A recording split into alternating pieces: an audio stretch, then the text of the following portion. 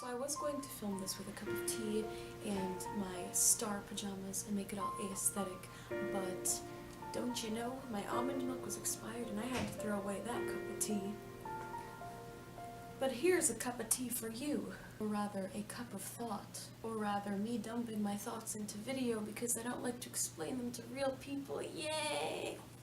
I've noticed myself falling back in and out of what I like to call the acting trap ever since I got to college, and even before that, even in high school when I first discovered that I enjoyed acting. I've expressed the depths and severity of my mental illness in past videos. I know I've talked about getting treatment and how I need to and how I never have. I literally have texts all the way back from 2014 going back and forth between friends saying, oh yeah, I'm gonna get help next week, and they're still happening. When I first came back to college for this semester, I made myself a promise. It was my New Year's resolution that I would get professional help for my depression and anxiety this semester. I found, and I have found, that when I'm acting, when I'm performing a character, I'm able to express all of my thoughts and emotions that I can't really find ways to express in real life and to real people. I can say things in someone else's words in a guaranteed and safe setting. I hope I explained that right, but it's an extremely beautiful and therapeutic and healing endeavor, and it makes me happy. It gives me a sense of purpose. Acting on stage and performing connects me to other people, and it distracts me from and gives me no time to be severely affected by my mental illness. But I realized a long time ago that acting and performing are not and can never be a permanent aid to my depression. I don't know, all of this stuff is really, really difficult to put into words. I came in this semester with the self-promise that I would get professional help. I told myself I was going to get it done before the play. I told myself I was going to get it done as soon as the play was over because I'd be less busy.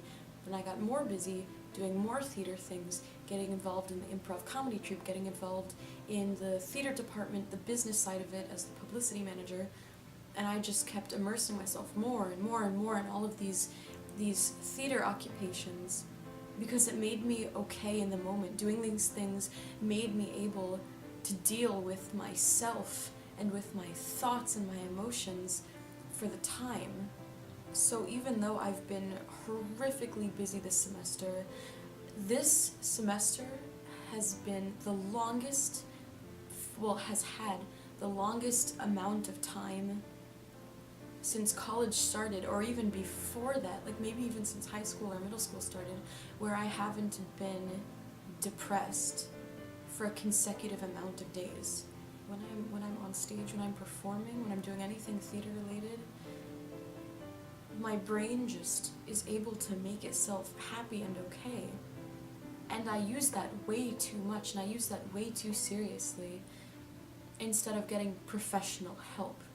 Because as much as something can make you okay in a moment, depression and anxiety are diseases. They're not just mental illnesses, they're physical illnesses.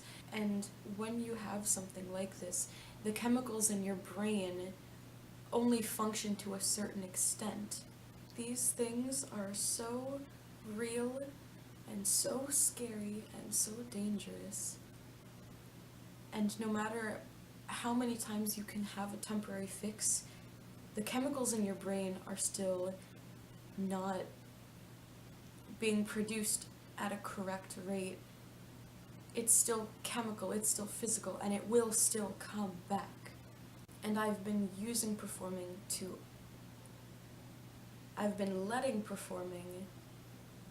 distract me and prevent me from getting more long-term, solid healing for myself. And I think other people do this too.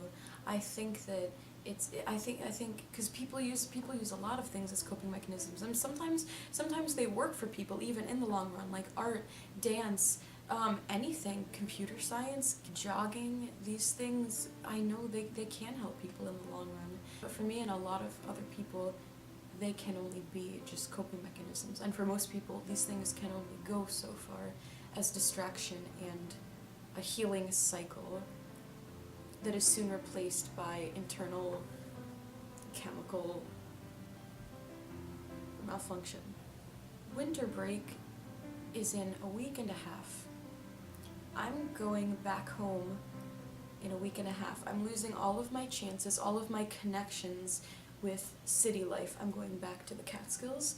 I don't talk to my family about my mental health, even though all of us have had some sort of severe mental health issue, largely from my dad's side genetically.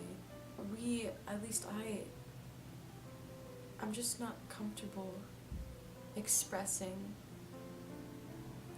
my mental illness with my family, and I don't know why. And so I lost my only chance to get help for a third year in a row, for a fifth semester in a row. I don't really know why I'm making this video.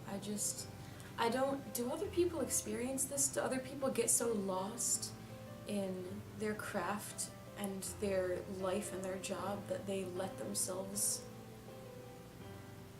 fall back on self-care in this way? Because I didn't realize how badly I was doing this until